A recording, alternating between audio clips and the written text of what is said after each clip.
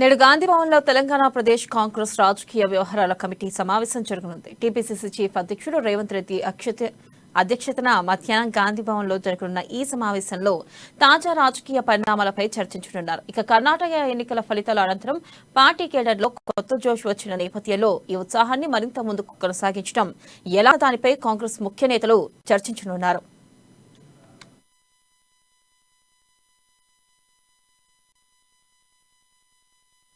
ఇక ముఖ్యంగా ఇతర పార్టీల నుంచి కాంగ్రెస్ లోకి వచ్చేందుకు కొందరు నాయకులు జరుపుతున్న చర్చలు పార్టీ మండల కమిటీల ఏర్పాటుతో పాటు త్వరలో చేయనున్న బీసీ డిక్లరేషన్ గురించి ఈ సమావేశంలో చర్చించనున్నట్లు తెలుస్తుంది. ఇక సీఎల్పీ నేత మల్లుబట్టి విక్రమార్క పాదయాత్ర సందర్భంగా నల్గొండ, ఖమ్మంలో భారీ సభల నిర్వహణ, సూర్యాపేటలో చేయాలనుకున్న బీసీ డిక్లరేషన్ తదితర అంశాలపై కూడా సమావేశంలో చర్చించే అవకాశాలు ఉన్నాయి.